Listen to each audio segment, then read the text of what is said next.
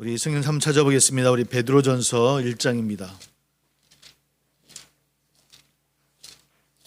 베드로전서 1장 13절부터 우리 19절까지 말씀.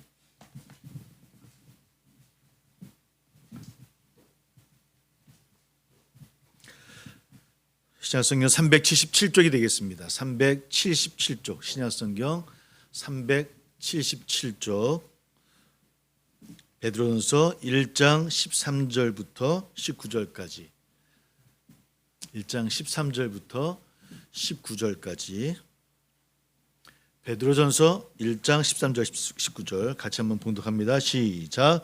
그러므로 너희 마음의 허리를 동이고 근신하여 예수 그리스도께서 나타나실 때에 너희에게 가져다 주실 은혜를 온전히 바랄지어다. 너희가 순종하는 자식처럼 전에 알지 못할 때에 따르던 너희 사욕을 본받지 말고 오직 너희를 부르신 거룩한 이처럼 너희도 모든 행실에 거룩한 자가 되라. 기록되었으되 내가 거룩하니 너희도 거룩할지어다 하셨느니라. 외모도 보시지 않고 각 사람의 행위대로 심판하시는 이를 너희가 아버지라 부른즉 너희가 나그네로 있을 때를 두려움으로 지내라. 너희가 알거니와 너희 조상이 물려준 헛된 행실에서 대속함을 받은 것은 은이나 금같이 없어질 것으로 된 것이 아니요 오직 흠없고 점없는 어린 양 같은 그리스도의 보배로운 피로 된 것이니라. 아멘. 예, 우리 이 시간에는 성결에 대한 부분들을 한번 생각해 보도록 합니다. 아침에 우리 거듭남에서 생각했는데 거듭나야 하나님 나라에 들어간다. 거듭났다라는 것과 우리가 종교생활 하는 것과는 다른 문제죠, 그죠? 요즘 뭐 이제 세례식이 있습니다. 물론 세례식 할 때 문답을 하고 어떤 구원에 확신이 있는 분에게 드리기도 하긴 하지만 요즘 많이 약식되어지면서 신앙의 발전을 위해서라도 이렇게 또 세례식을 하는, 그죠? 사실은 좀 지양이 될 문제이긴 하지만 그런 문제가 돼요. 근데 사실은 세례를 안 받으면 그럼 구원 못 받을까요? 그건 아니잖아요, 그죠? 성경에도 세례 안 받았는데 우리 구원 받은 분들 많이 있죠. 예수님 오른편에 있었던 강도도 그렇기도 하고. 그러니까 물론 세례 하나의 예식인 증표이긴 하지만 또 거듭남의 문제와는 다른 문제인 것 같아요. 아침에 거듭남에 대해서 이야기를 했습니다. 우리들 거듭남에 대해서 우리 자신들뿐만 아니라 우리 주변의 가족들 또 우리 성도님들을 위해서 우리 거듭남의 은혜가 있기를 우리 모든 사랑의 성도님들 모두가 거듭남의 기쁨으로 하나님 나라를 누리는 우리 모두 되기를 소망합니다. 아직 확신하신 분들은 더 사모해야 되고요. 갈망해야 되고요.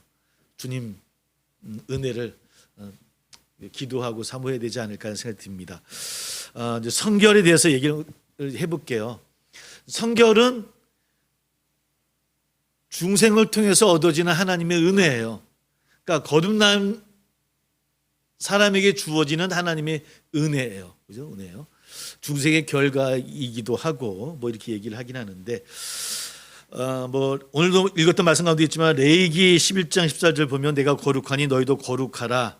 하나님의 절대적인 명령입니다. 거룩해야 되는 것. 거룩을 다 성결이라고 이야기할 수 있고. 여러분 어떻습니까? 여러분들 우리 모든 믿는 사람들이 다 거룩할까요? 여러분들은 거룩하십니까? 성결하십니까? 이 대답에 자신 있게 네라는 사람은 없을 것 같아요. 그래도 불구하고 우리는 성결해야 되는 것이 하나님의 명이긴 한데요. 아담이 타락한 이후로 하나님이 지으신 본래 형상을 상실했던 사람들, 그러나 하나님의 대속의 은혜를 통해서 하나님의 자녀가 되는 권세를 우리가 받았고요. 성결도 또한 하나님이 영원 전부터 갖고 계셨던 계획이고요. 뭐 에베소서 나왔던 말씀처럼 하나님의 명령이기도 하고 하나님의 뜻이기도 하고 하나님의 약속이기도 해요. 그렇죠? 그 성결이 대체 어떤 것인가라는 한번 함께 생각해 보려고 합니다.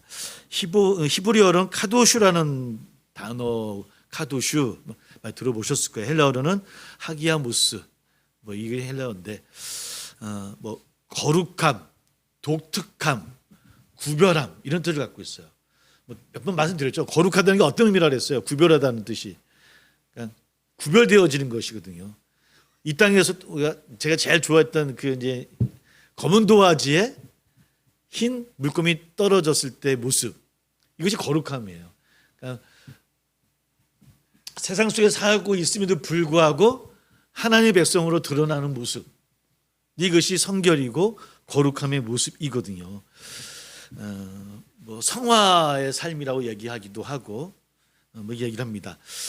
보통 이제 뭐 정의를 내면 이런 겁니다. 성결이란 죽을 수밖에 없는 죄인, 영원히 구제받을 수 없는 죄인이 그리스도로 말미암아 성신 세례를 받는 결과가 성결이에요. 그러니까 죽을 수밖에 없는 우리들이 예수 그리스도 통해서 거듭난 성령의 은혜로 거듭난 결과가 성결의 모습이에요. 성결의 모습이 되어야 된다는 것이죠. 그래서 뭐 보통 이 2차적인 은혜다라고 이야기하기도 하고요. 또 다른 이렇게 이야기합니다. 뭐 사도행전 같은 게 보면 성결은 사람을 성별하여서 하나님께 봉사하기에 부족함이 없는 능력으로 세워 주심이라고 표현하기도 해요. 사람을 성별해서 하나님께 봉사하기에 부족함이 없는 능력으로 세워 주시는 것, 이것이 성결, 성화라 얘기도 틀리지 않을 거고요.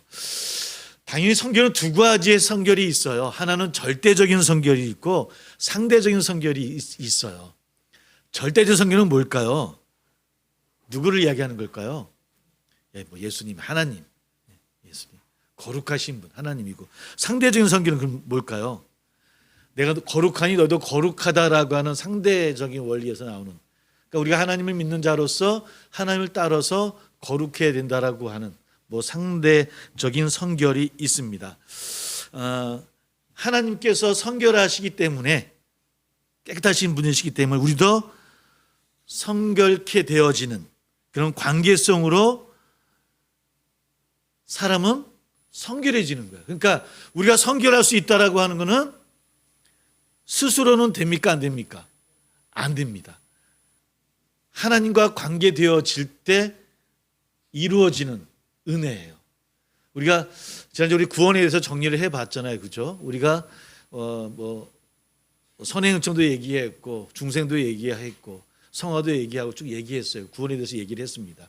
근데 그 구원도 누구의 은혜라고요? 뭐가 우선되어져야 된다고요? 하나님의 은혜가 우선되어져야 돼요. 그러니까 하나님의 은혜로 주어지는 거예요. 그러니까 홍 목사가 인성이 좋아서 구원을 받았다고 얘기하는 게 아니에요. 권사님들, 장로님들이 좋으시지만 그러나 그 좋으신 것 때문에 그분들이 은혜를 받은 게 아니에요. 하나님의 은혜로 주어지는 거예요. 그러기에 하나님 안에서는 누구나 똑같이 그 은혜는 차별이 없는 은혜예요. 차별 없는 은혜예요. 다른 말로 하면 직분은 차별이 없는 거예요. 차별이 없는 거예요. 장로님이 제일 위에 계시고 그다음에 권사님, 지사님, 이거 아니에요. 이건 아니에요. 늘 다 똑같은 은혜를 받고 있다라고 하는 것. 이것이 우리가 늘 기억해야 될 부분들인 것 같아요. 또 이렇게 얘기합니다. 성결은 하나님의 은총에 의해서 하나님과 같은 형상으로 새로 지음을 받으며 죄에 대해서 죽고 의에 대해서 사는 것이다. 의에 대해서 사는 것이다. 그 중생으로 인하여서 생겨진 생명이 성장해서 그리스도의 모습을 닮아가는 것. 그것이 성결. 그러니까 쉽게 얘기하면 이겁니다. 성결은 그리스도의 삶을 닮아가는 것.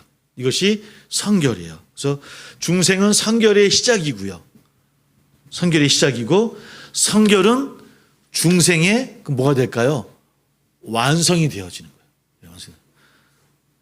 중생과 성결을 따로따로 생각해야 될까요? 아닐까요? 예, 따로 생각하는 게 아니에요. 예. 뭐 시작이고 완결이 완성이라고 얘기하지만 그러나 늘 함께 가야 되는 거예요.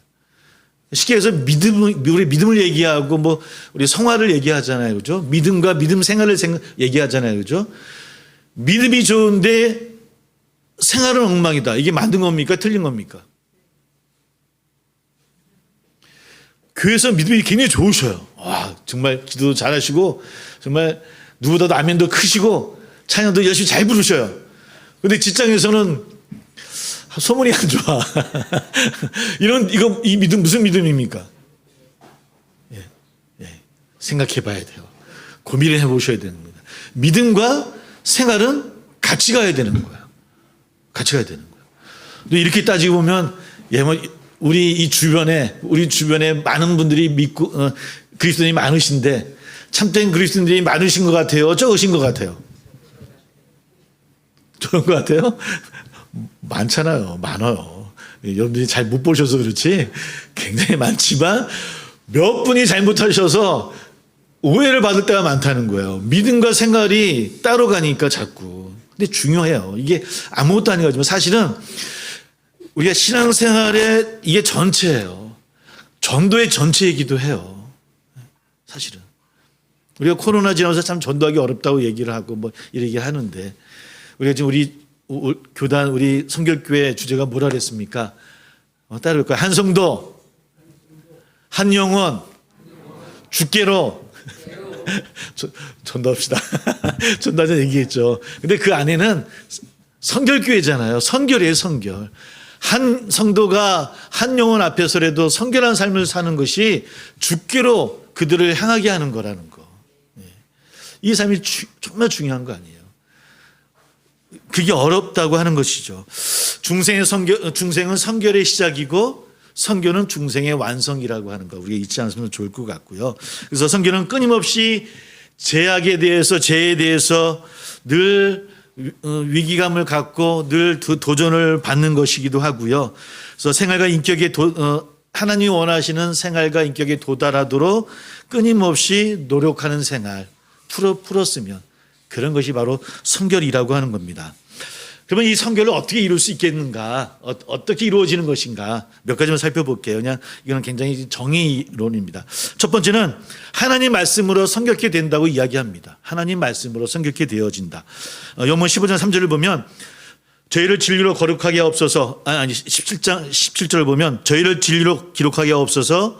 아버지의 말씀은 진리이다라는 말씀이 있고요. 또 시편 보면 청년이 무엇으로 그 행실을 깨끗게 하리이까 주의 말씀을 따라 삼갈 것이다 라고 이야기합니다.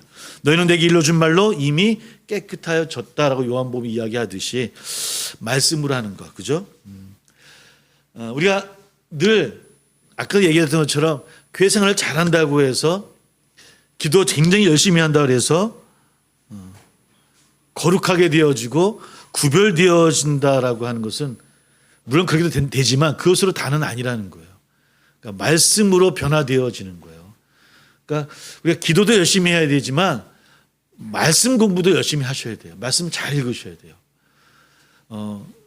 요즘은 좀 덜한 것 같아요. 우리 좀 모르겠습니다. 거짓말인지 모르겠지만 예전에 저희 집이 어릴 때 신길동이었거든요. 거기 신풍시장이라고 있어요. 굉장히 큰 시장인데 그쪽 영등포 지역에서는.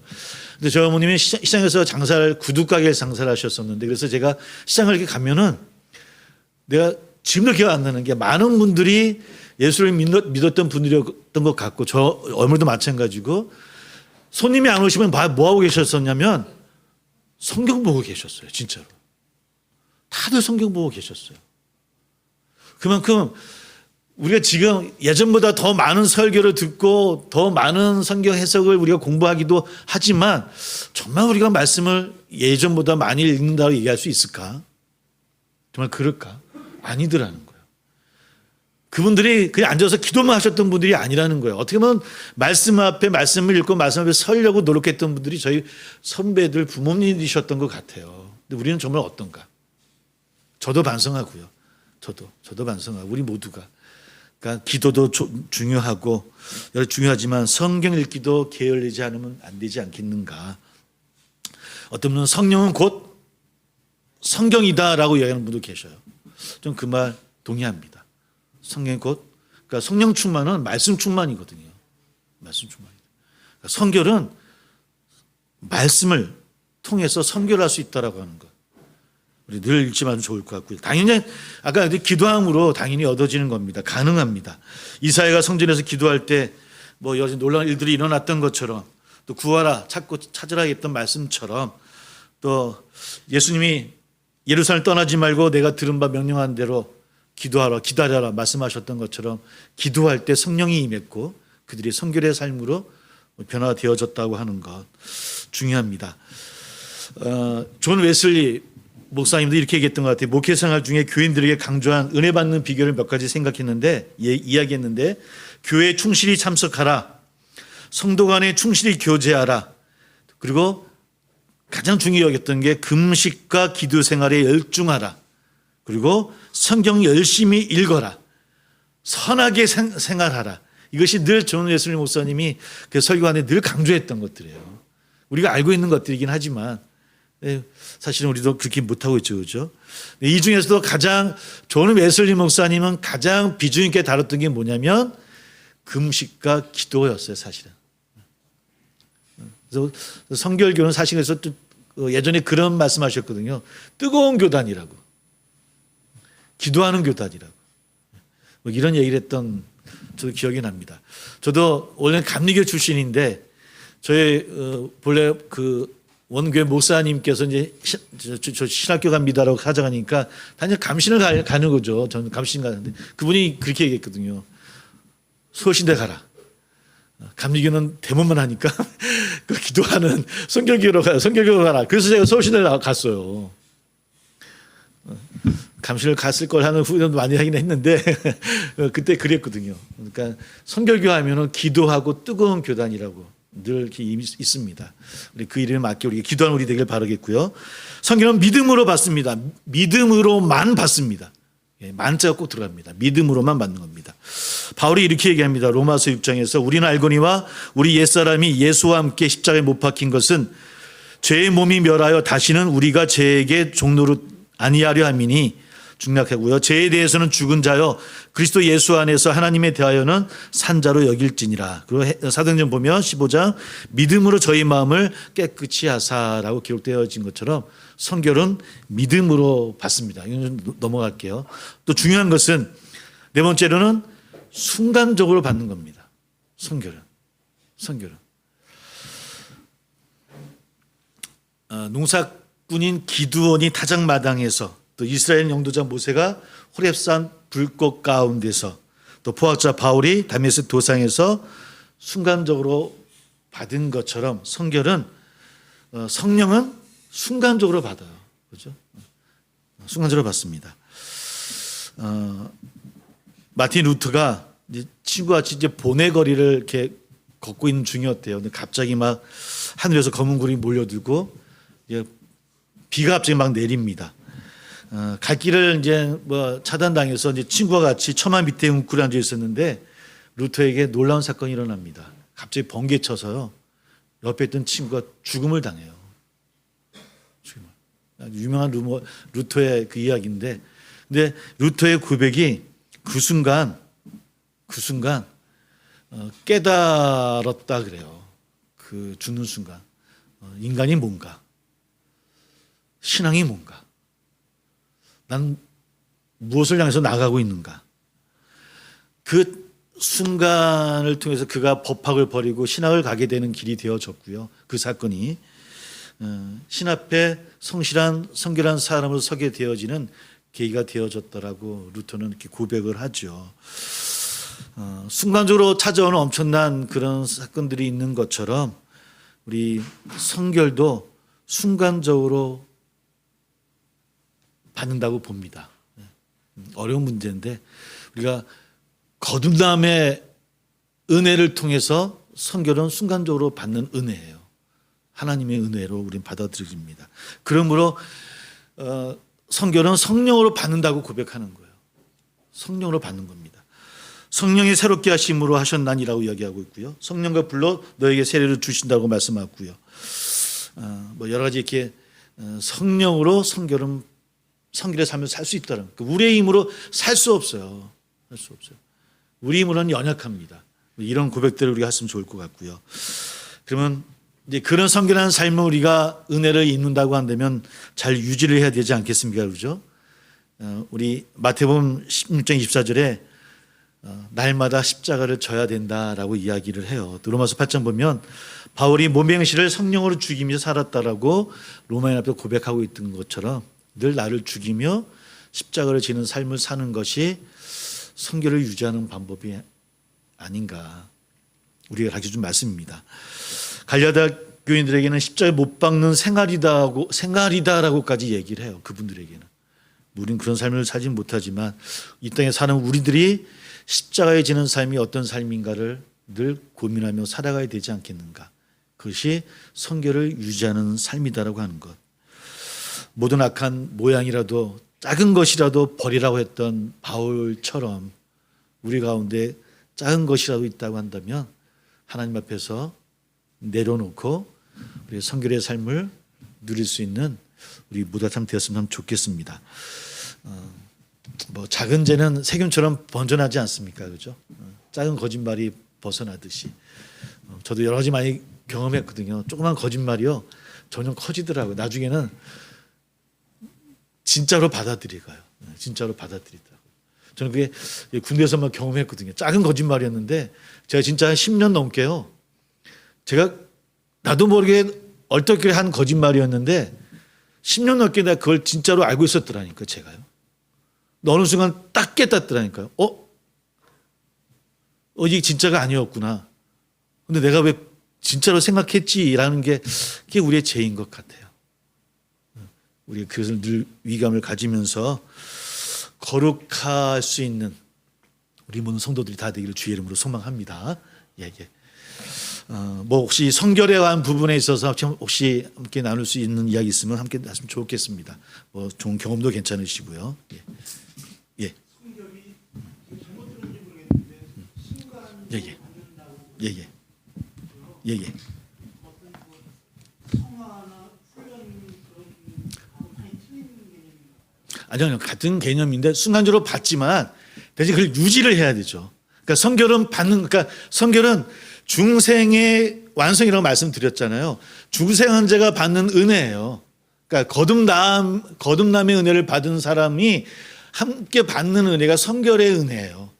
그러니까 우리가 중생하면 구원받았다고 얘기하잖아요. 그렇죠? 근데 구원을 유지해야 되잖아요. 그러니까 예정에서는 구원받은 자는 구원이 사라지질 않아, 상실 안 돼요. 근데 웨슬리 신학에서는 구원을 받았지만 구원을 상실할 수 있는 것처럼 성결의 은혜를 받았지만 성결함도 상실되어져요. 내가 하나님 앞에 성령으로 늘 깨어있지 아니하면 나 또한 죄악에 빠질 수 있죠. 그런 의미예요. 그러니까 순간적으로 받지만 그걸 유지해야 돼요. 그러니까 성화의 은혜를 받지만 성화의 삶을 살도록 우리가 노력을 해야 되는 거죠. 그 완성을 향해서. 물론 웨슬리는 성도의 완성이 있다고 봤지만 나중에 그분도 이제 나이가 들면서 교리는 바뀌죠. 한봉 정도는 있을 것 같아, 이렇게 바뀌어요. 그것도 이렇듯이 웨슬리 신학은 그렇게 받아들입니다. 그런 의미로 얘기 드린 거예요. 유지하려면 노력하셔야 됩니다. 함께 기도하고 나가는 되길 바랍니다. 기도하고 마치겠습니다.